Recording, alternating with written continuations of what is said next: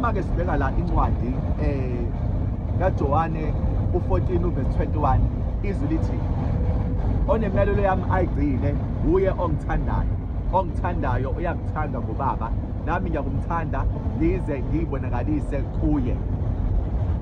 Uma ngabe uNkulunkulu uyazi imiyalelo yakhe kuthiwa igcine ukuze uNkulunkulu ezokuthanda, ukuze uJesu naye ezokuthanda mase yena uJesu eyeze yayibonakalisa kuwena. Ngoba baningi abantu abayazi intando kaNkulunkulu kodwa abangayigcini. Lokho kwenza ukuthi as much as uNkulunkulu bemazi beqhubeke bebe seyinkingeni noma bebhubhe ingoba bayazi intando kodwa abayigcini.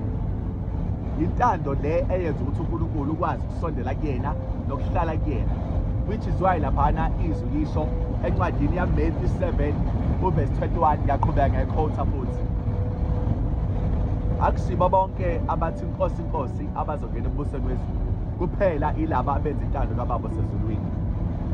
Ngale nkathi abantu benza intando kaNkulunkulu labo bantu bangena embusweni kaNkulunkulu.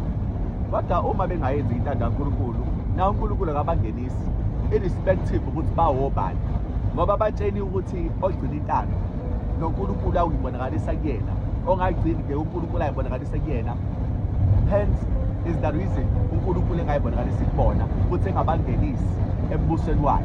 Kubalulekile ukuthi umuntu as much as ekufuna ukukholwa atshengise uNkulunkulu ogcina intando yakhe. Asike sibheke la incwadi John 6 verse 63. Ngiyaconnecta leli verse ngoba lenza sense. UJohn 6 verse 63 ukhuluma uJesu uthi umoya ophilisayo, inyama ayisizi lutho, amazwi engiwakhulumile kunina angumoya futhi angukuphila. Amazwi kaNkulunkulu ayaphilisa uma ngabe umuntu wamkela ukuphila. Uma umuntu eliyeka izwi laNkulunkulu eqhubeke ehambe ngokwenyama, egcineni akazuzi lutho.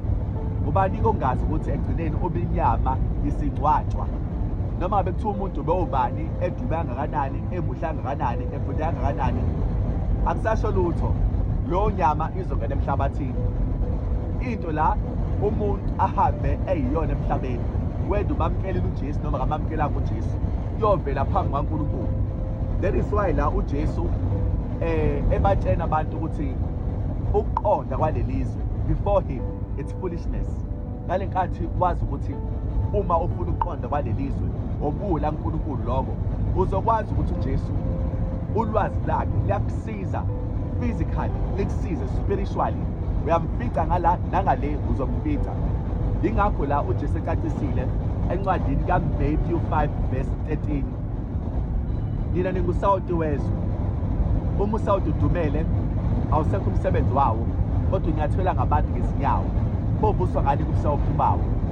Nina ningukukhanya kwezwe, ningumuzi owakhelwe entabeni ongesitheke. In other words, uba ukukhanya ngenxa yomusa kaNkulunkulu, ngenxa yezwi lakhe.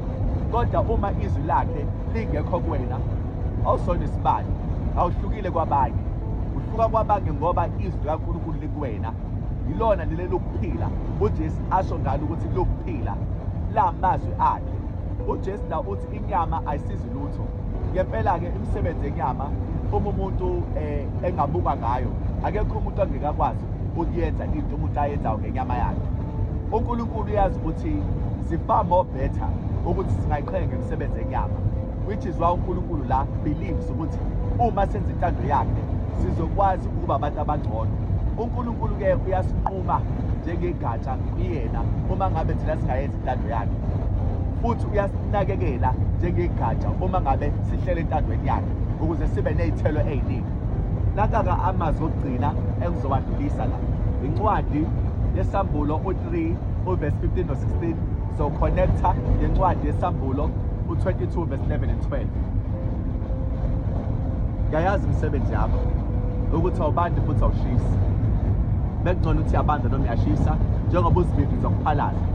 uNkulunkulu akafuni ufarise, akafuni uzenzise. Ufuna uphumela obala ukuthi uyikholwa ngempela yini noma hlasimpe awukholwa kwayikona.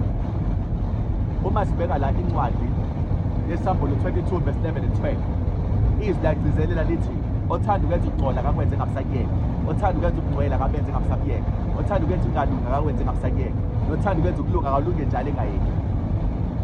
Bheka umbuzo wami unabo ukubanika bonke ngemisebenzi yabo.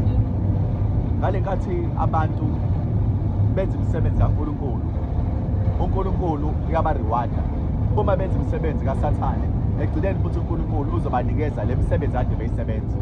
Sengiyakhulekana. Baba, siyabonga egameni likaJesu ngezwi lakho. Siphe Nkosi umoya wakho engcwele, usihole endleleni, usivikele. UKristu Jesu Inkosi, salibusisa igama lakho, saliphakamisa. UKristu Jesu Inkosi, amen and amen. Inkosi nibusise nonke. Amen.